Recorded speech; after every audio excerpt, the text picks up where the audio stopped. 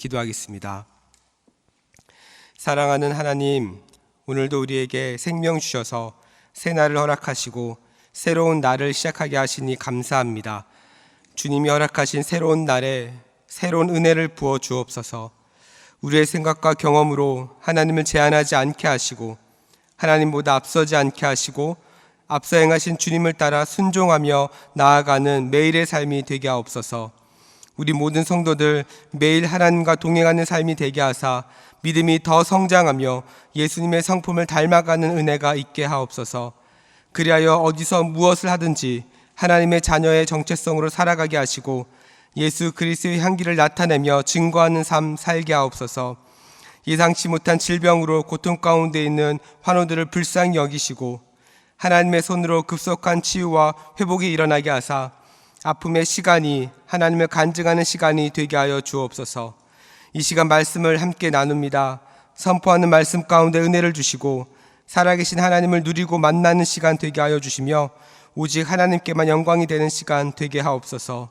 이 모든 말씀 거룩하신 예수님의 이름으로 기도하였습니다. 아멘.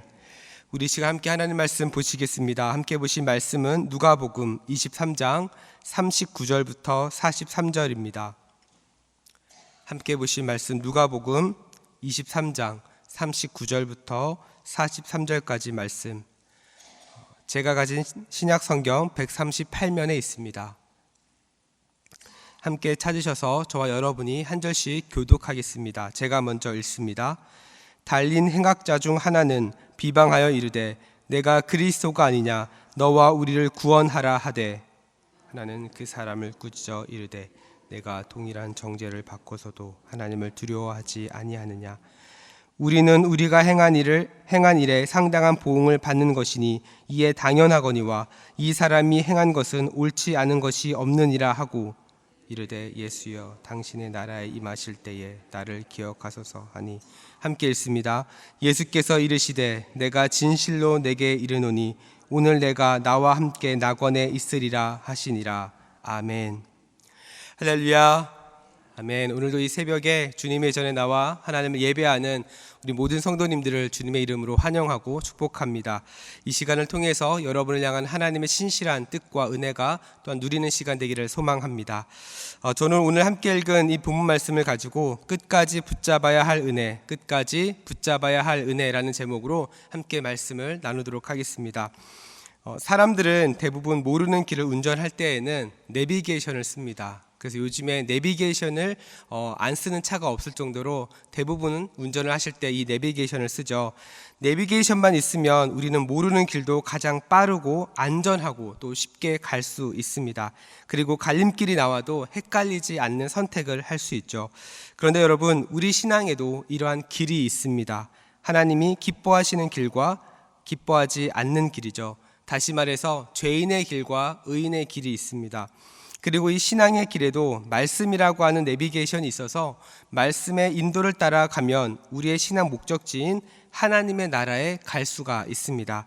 그래서 요한복음 14장 6절을 보니까 이렇게 이야기를 합니다. 예수께서 이르시되 내가 곧 길이요 진리요 생명이니 나로 말미암지 않고는 아버지께로 올 자가 없느니라. 무슨 말입니까? 우리 신앙생활의 목적지인 하나님의 나라에 가려면 길 대신은 그 예수 그리스도를 통과해야만, 그분이 인도하시는, 그분이 우리의 내비게이션 되어주셔서 그분의 인도를 따라가야 우리가 신앙의 목적지인 하나님의 나라에 갈 수 있다라는 겁니다. 이러한 맥락에서 오늘 우리가 읽은 이 본문은 그 길 대신 예수님을 너무나도 우리에게 잘 보여주고 있습니다. 그리고 많은 분들이 이 이야기를 잘 알고 계시죠. 바로 십자가에 달린 예수님을 가운데 두고 두 명의 죄수들이 나눈 대화가 바로 오늘 본문의 내용입니다. 한 명의 죄수는 예수님에 대해서 다음과 같이 이야기합니다. 내가 그리스도가 아니냐 너와 우리를 구원하라 하되, 이렇게 이야기를 합니다. 그리고 또 다른 죄수는 예수님에게 다음과 같이 이야기를 하죠. 예수여 당신의 나라가 임하실 때에 나를 기억하소서 하니, 이렇게 이야기를 합니다. 우리는 예수님께 반응하는 이 두 명의 죄수로부터 분명한 차이를 발견할 수 있습니다. 한 명은 십자가에서 겪는 그 엄청난 고통을 없애달라고, 나를 구원해 달라고, 이 고통으로부터 나를 빨리 벗어나게 해달라고 요청을 합니다. 다시 말해서 당장 눈앞에 있는 그 육신의 문제를 해결해 달라고 예수님께 매달리는 것이죠. 그러나 또 다른 죄수는 자신의 죄를 인정합니다. 그리고 이 땅이 아닌 하나님의 나라가 임할 때 자신을 기억해 달라고 고백을 하죠. 이 말은 하나님의 나라가 임할 때 자신도 하나님의 나라의 그 백성이 되게 해달라고 지금 요청을 하고 있는 겁니다. 여러분, 왜 이 죄수는, 이 두 번째 죄수는 예수님을 향해서 이런 부탁을 하는 것일까요? 바로 죽음을 눈앞에 두고 보니 이 땅에는 소망이 없다는 것을 그는 십자가에서 깨달았던 겁니다. 죽음 앞에서 깨달았던 겁니다. 그래서 자신을 기억해달라고 하는 이 말은 이 땅이 아닌 하나님의 나라에서 눈을 뜨게 되고 죄 없으신 그 예수님을 눈앞에서 내가 보기를 원합니다라고 하는 그 영접하는 그 마음을 지금 고백하고 있는 거죠. 또한 이 죄수는 예수님이 참된 구원자라고 하는 사실을 알고 있었습니다. 그리고 믿고 있었습니다. 그래서 어떻게 이야기합니까? 예수님에게 죄가 없다, 이분에게는 죄가 없는 분이다라고 이야기하면서 예수님께서 행하신 이것은 항상 옳지 않은 것이 없다라고 이야기를 하고 있는 겁니다. 이 말은 바꾸어 말하면 예수님께서는 곧 진리셨다, 이것을 지금 고백하고 있는 겁니다. 이렇게 죄가 없으신 그 주님께서 십자가의 형벌을 받으셨습니다. 그 이유가 무엇입니까? 예수님을 통과해야만, 십자가를 통과해야만 그 구원의 길이 열리기 때문에 그렇습니다. 만약에 예수님께서 진정한 구원자가 아니었다면 죄가 없는 그 상태에서 그 당시 가장 잔인했던 그 십자가 형벌을 그냥 겸허하게 받아들일 수 없으셨을 겁니다. 만약 예수 그리스도께서 하나님의 아들이 아니시고 그냥 인간의 모습이었다고 한다면 이 말도 안 되는 십자가 형벌을 그냥 받아들일 수 없으셨다는 겁니다. 예수님께서 십자가 형벌에 저항하지 않으시고 겸허하게 받아들일 수 있으셨던 그 이유는 바로 우리를 구원하시는 성부 하나님의 뜻이셨기 때문에 그렇습니다. 그래서 예수님은 이 십자가 형벌을 받으시는 것이 아니라 성부 하나님의 뜻에 죽기까지 순종을 하시는 거죠. 이러한 죄수의 고백에 대해서 예수님은 다음과 같이 말씀을 하십니다. 예수께서 이르시되 내가 진실로 내게 이르노니 오늘 내가 나와 함께 낙원에 있으리라 하시니라.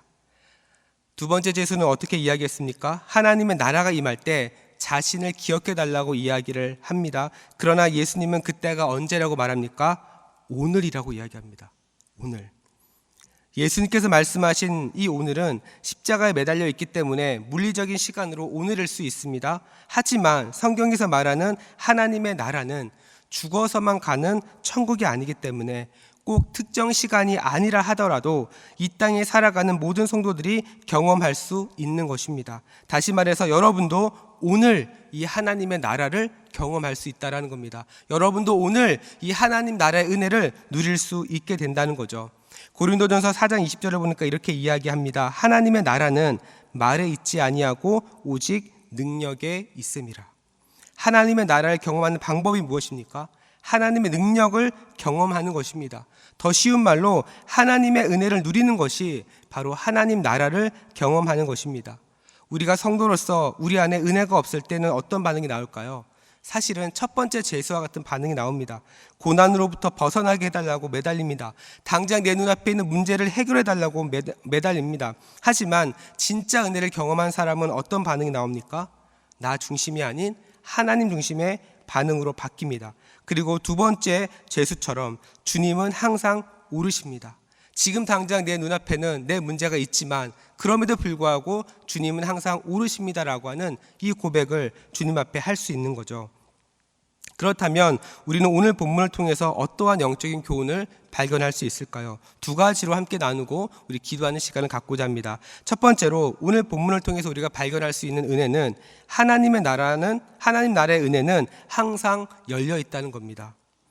예전에 신앙이 없는 친구와 함께 교회에 대해서 이야기를 한 적이 있습니다. 기독교에 대해서 이야기를 할 때 저에게 이런 말을 하더라고요. 천국에 가는 조건이 만약에 예수님 믿는 것이라고 한다면, 그것이 전부라고 한다면 그냥 죽기 전까지는 내가 편한 대로 내가 하고 싶은 대로 마음껏 살다가 죽기 전에 나 예수님 믿습니다, 저 예수님 믿겠습니다라고 하면 되는 거 아니야? 이런 말을 저에게 한 적이 있습니다. 만약에 오늘 본문의 두 번째 죄수를 보면 나름 일리 있는 말처럼 보입니다. 그러나 하나님의 은혜는 항상 열려 있지만 누구에게나 열려 있는 것은 아닙니다. 에베소서 1장 4절 말씀을 보면 하나님의 구원은 하나님께서 이미 창세 전에 계획해 두셨다라고 이야기를 하죠. 만약에 첫 번째 제수처럼 하고 싶은 대로 막 살다가 구원해 달라고 갑자기 이야기해서 갈 수 있는 곳이 천국이라고 한다면 주님께 믿음의 고백을 했던 두 번째 제수가 우리에게 큰 은혜가 되지 않을 겁니다. 두 번째 제수의 구원이 우리에게 은혜가 되는 것은 하나님의 은혜가 누구에게나 주어지는 것이 아닌 죽음을 앞둔 그 순간, 자신에게 더 이상 소망이 없고 이미 늦었다고 믿었던 그 순간에 그럼에도 불구하고 하나님의 은혜가 그 제수에게 임했다라는 거죠. 만약 우리가 마음대로 살다가 주님 제가 믿겠습니다, 지금부터라도 제가 믿겠습니다, 죽음을 앞에 두고 제가 그냥 믿습니다 하고 그냥 하나님 앞에 구원받는 것이 하나님께서 우리에게 베풀어진 은혜라고 한다면 두 번째 제수가 받았던 그 믿음의 고백, 그 진실한 믿음의 고백에 대해서는 거기서 발견할 수 있는 은혜는 사실은 그만큼 많이 줄어드는 겁니다. 그렇기 때문에 우리가 연세가 많고 아직 주님을 모르는 분도 여전히 구원의 소망이 있는 겁니다. 복음을 전하고 마지막까지 그 순간에 그분께서 진정으로 믿음의 고백을 했을 때에 그분에게 구원의 은혜가 임할 수 있는 거죠. 그렇기 때문에 우리에게는 여전히 전도해야 할 사명이 있고, 더 나아가 우리도 시간과 상황과 상관없이 언제든지 우리는 끝까지 주님의 은혜를 붙잡을 수 있는 겁니다. 저는 이번 한 주를 시작하는 우리 모든 성도들의 삶의 자리에서 이 항상 열려있는 하나님의 은혜를 붙잡고 승리하는 한 주가 되기를 주님의 이름으로 축복합니다. 자, 두 번째로 오늘 본문이 우리에게 주는 영적 교훈은요, 우리의 참된 소망은 하나님 나라에 있다는 겁니다. 첫 번째 제수와 두 번째 제수의 결정적인 차이는 무엇입니까? 첫 번째 제수는 이 땅의 소망을 두었고, 두 번째 제수는 하나님 나라의 소망을 두었다는 겁니다. 물론 두 번째 제수가 처음부터 하나님 나라의 소망을 두었다면 그는 죄수의 신분으로 십자가의 형벌을 받지 않았을 겁니다. 그럼에도 죽음이라고 하는 결정적인 순간에 그는 하나님 나라로 방향을 돌렸을 때 주님은 그를 구원해 주셨습니다. 여전히 하나님 나라의 그 은혜가, 하나님 나라의 소망은 마지막까지 존재한다는 거죠. 그렇다면 여러분, 지금부터라도 저와 여러분이 이 땅이 아닌 하나님께 소망을 둔다면, 하나님 나라의 소망을 둔다면 어떤 일이 생길까요? 하나님의 주권을 따라 살아갈 수 있습니다. 하나님을 믿는 우리가 하나님의 주권을 따라 하나님의 영광을 위해서 살아갈 때 어떤 일이 벌어질까요? 그곳에는 하나님의 나라가 임하게 됩니다. 하나님의 나라를 경험한 사람은요, 몸은 이 땅에 살지만 진짜 중요한 가치가 무엇인지를 발견한 사람입니다. 그래서 진짜 이 땅에서 무엇이 중요한지를 알 수 있죠. 마태복음 13장 44절을 보니까 다음과 같이 이야기를 합니다. 천국은 마치 밭에 감추인 보와 같으니 사람이 이를 발견한 후 숨겨두고 기뻐하며 돌아가서 자기의 소유를 다 팔아 그 밭을 사느니라. 천국을 발견하니까 어떤 일이 생깁니까? 기쁨을 누립니다.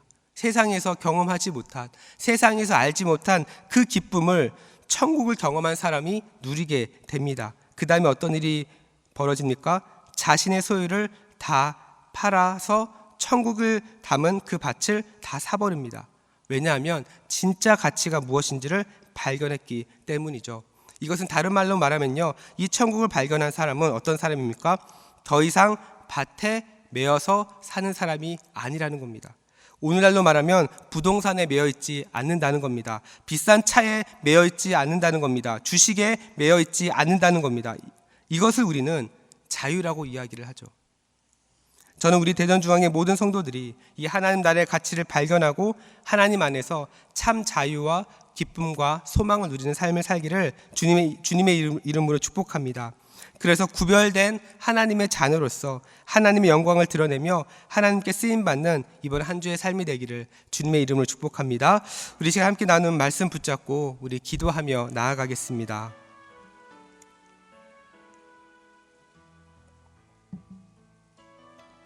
우리 시간 기도하실 때 여러분은 항상 여러분을 향해 열려있는 이 하나님의 은혜를 누리고 계신가요?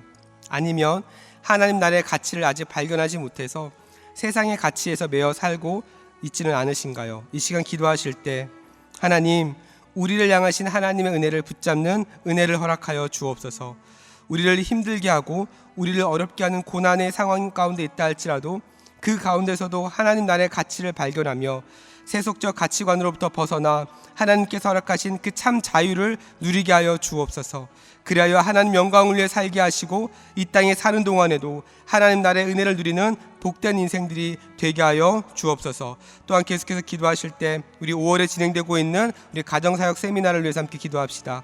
무엇보다 우리 교회 모든 가정들이 하나님의 은혜로 다시 일어날 수 있게 되도록 광야 같은 가정들이 숲이 되게 하여 주시고 가정 예배를 드리는 모든 가정마다 가정이 회복되고 자녀들에게 믿음의 전수가 일어나게 하여 주옵소서. 그리하여 우리 대전 중앙의 모든 가정이 믿음의 명문 가정을 이루게 하시고 하나님 나라와 뜻이 이루어지는 가정들이 되게 하여 주옵소서. 또한 계속해서 이 나라와 민족을 위해서 기도해 주시고 우리 주변에 있는 환우들을 위하여 함께 기도해 주시기를 바랍니다. 우리 이 시간 기도하실 때 우리 주여 한번 외치고 우리 이 시간 합심으로 주님 앞에 기도하며 나아갑니다. 주여. 사랑과 은혜가 풍성하신 하나님 아버지 감사합니다.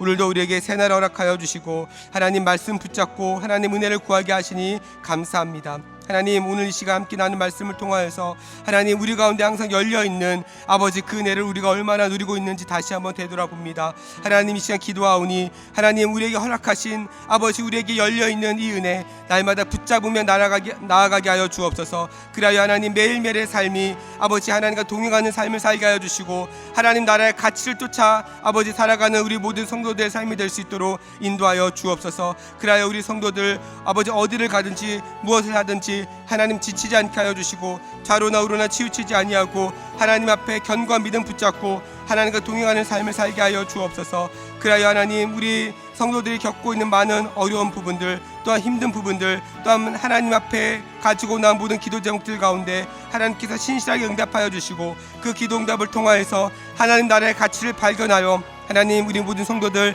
아버지 세속적 가치관으로부터 벗어날 수 있도록 인도하여 주옵소서. 그리하여 하나님께서 허락하신 참 자유와 기쁨을 누리게 하여 주시고 하나님 마지막까지 아버지 하나님의 은혜 붙잡으며 나아갈 때 하나님 오늘도 아버지 우리가 허락하신 은혜를 가지고 승리하며 나아갈 수 있게 도와주시고 또한 오늘 본문에 하나님께서 구원해 주신 아버지 하나님 그 제수의 모습처럼 아버지 우리 모든 성도들의 삶의 자리에서도 끝까지 하나님의 은혜가 아버지 끊이지 않도록 하나님 인도하여 주시옵소서. 또한 5월에 아버지 우리 가정사역 세미나가 진행 가운데 있습니다. 무엇보다 우리 교회 모든 가정들을 주님께서 붙잡아 주옵소서. 우리 교회 모든 가정들마다 하나님의 은혜로 다시 일어나게 하여 주옵소서. 광야 같은 가정들이 숲이 되게 하여 주시고 가정 예배를 드리는 모든 가정마다 가정이 회복되어지고 자녀들에게 믿음의 전수가 일어나게 하여 주옵소서.